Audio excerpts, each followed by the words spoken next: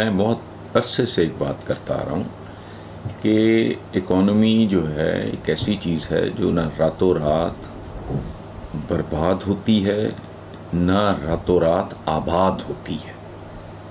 ख़ास तौर पे कौमों की इकॉनमी, इसको बड़ी मेहनत से गुज़श्ता हुकूमतों ने बर्बाद किया। मलबा सारा आ पड़ा इमरान खान पे। फिर इन्हें एक और बात का खौफ था, और वो ये था कि अगर इस आदमी ने डिलीवर कर दिया तो हमेशा के लिए हम ख़त्म हो जाएंगे, हमारी सियासत दफन हो जाएगी। अस्सलाम वालेकुम व्यूअर्स, आज का पहला सवाल है वाशिंगटन अमेरिका से गुरदीप सिंह सिद्धू साहब हैं। वो कहते हैं जी, इमरान हुकूमत के ख़ात्मे पर अब तक बहुत कुछ कहा और लिखा जा चुका है, लेकिन आज एक माह बाद हालात को देखते हुए क्या आप समझते हैं कि इमरान हुकूमत के ख़ात्मे का फ़ैसला दुरुस्त था? अगर तहरीक अदम एतमाद ना लाई जाती और इंतज़ार किया जाता तो आज हालात क्या होते? गुरदीप साहब वही होते जो चलते आ रहे थे। मैं बहुत अरसे से एक बात करता आ रहा हूँ कि इकॉनमी जो है एक ऐसी चीज़ है जो ना रातों रात बर्बाद होती है ना रातों रात आबाद होती है। ख़ास तौर पे कौमों की इकॉनमी, इसको बड़ी मेहनत से गुज़श्ता हुकूमतों ने बर्बाद किया। मलबा सारा आ पड़ा इमरान खान पे।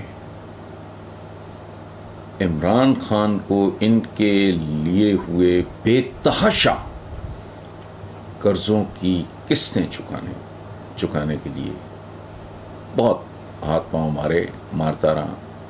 और सूरत हाल, ये मैं बात कर रहा हूँ बैनुल अक़वामी इदारों की, मैं खुद कत्तन कोई बात नहीं करता। जो इकॉनमी के हवाले से इमरान की सक्सेस और कामयाबी को अप्रिशिएट कर रहे थे, लेकिन फिर क्या हुआ? हम और आप तो पंजाबी हैं, तो बड़ा मशहूर गीत है, कच्ची टुट गई जिना दी यारी पत्तना ते रोन खड़ियाँ।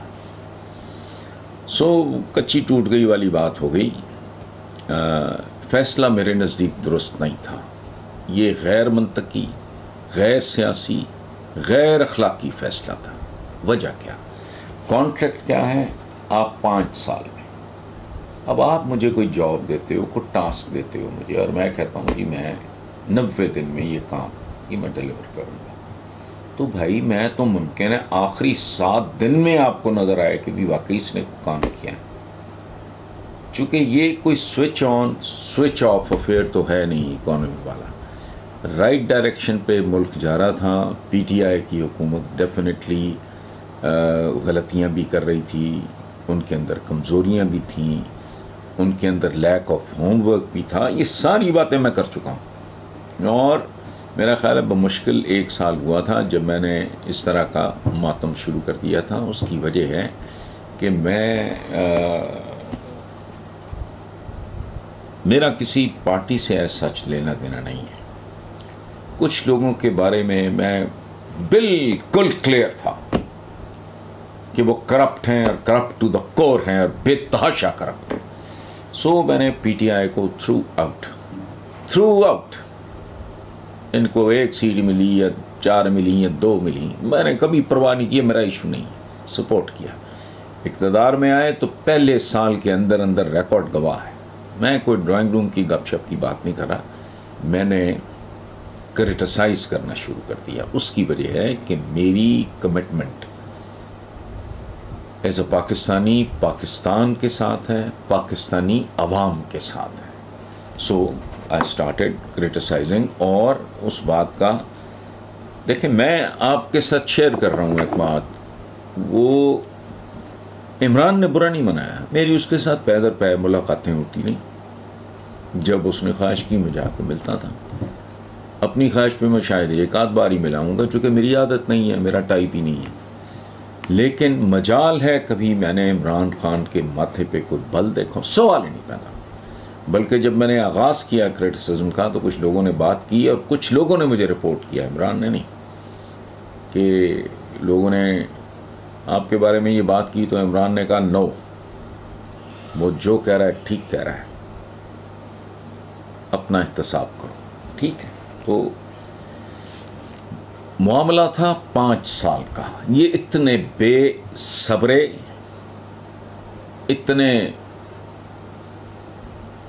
तावले कहते हैं, नींद पागल, ऐसे तड़प रहे थे जैसे मछली पानी से बाहर फेंक दो तो जैसे फड़कती तड़पती है ना।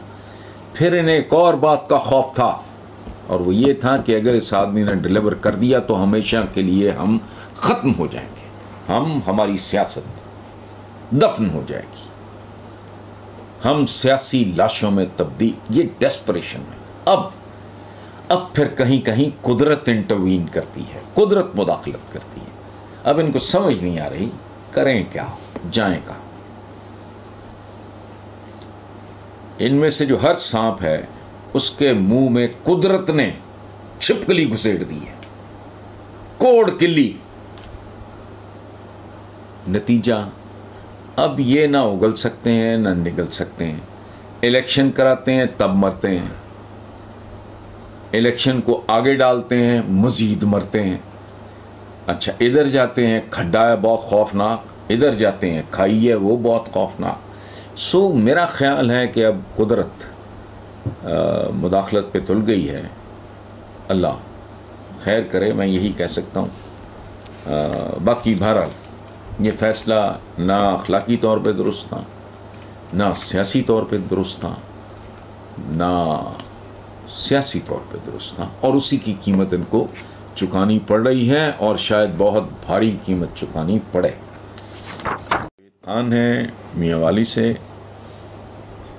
वो कहते हैं जी कि इमरान हुकूमत को रुखसत करके शहबाज शरीफ को इक़्तिदार सौंपने का फार्मूला बज़ाहिर नाकाम हो चुका है। मियाँ शहबाज शरीफ मसाइल के सामने बेबस नज़र आ रहे हैं। आपके ख़्याल में मौजूदा बुरहान से निकलने का बेहतरीन तरीका क्या है?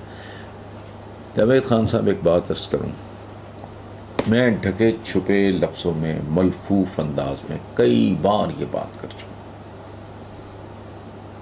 पाकिस्तान या सियासतदान ख़त्म। ये बहुत गंदा, बहुत गलीज़, बहुत खुदगर्ज मटीरियल है, और ये कैंपेन चलाते हुए मुझे 32 साल हुए। मैंने पीटीआई को सपोर्ट भी इसलिए करना शुरू किया कि इससे शायद तब्दीली आ सके, और मेरा कोई लेना देना नहीं, मेरी एफिलिएशन पार्टी वार्टी के साथ नहीं है। मैंने पिछले सवाल के जवाब में भी अर्ज़ किया, मेरी अगर कोई कमिटमेंट है तो पाकिस्तान और इससे भी बढ़ के पाकिस्तानी अवाम के साथ है, चूँकि मुल्क इंसानों से होता है। जब इंसानों के साथ जुल्म होता है, ज़्यादती होती है, उनका इस्तेसाल किया जाता है, उनको भूखा मरा जाता है, बेरोज़गार रखा जाता है, जलील किया जाता है, तो फिर ना मुझे आइन अच्छा लगता है, ना मुझे कोई और शय अच्छी लगती है। पाकिस्तान के मसाइल का हल मेरे नज़दीक है 15 साल। कैसे क्यों, ये तफसीलात हैं, आप भी बूझ लें। नॉन स्टॉप एनआरएन रूज, फांसी घाट, ये मैं लिख चुका हूँ 15, 20, 25 साल पहले कई बार। इस तरह फैसले हों और इतने क्विक हों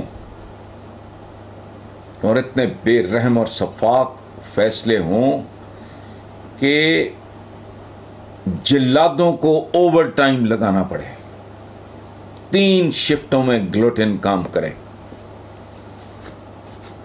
और आने वालों के लिए ऐसी मिसाल कायम कर दी जाए कि जो बंदा इस मुल्क को लूटने का सोचे उसको सोचते ही हार्ट अटैक हो जाए। इससे कम पे अब हम वहाँ पहुँच चुके हैं। गैर मामूली हालात में गैर मामूली इक़दामात लाज़मी करने पड़ते हैं। अगर आपने स्टेटस को बरकरार रखा, यही मछंदर आते जाते रहे, तो जो इन्होंने पहले, मैं क्या लफ्ज़ इस्तेमाल करूँ, आइंदा भी यही होगा, इससे ज़्यादा कुछ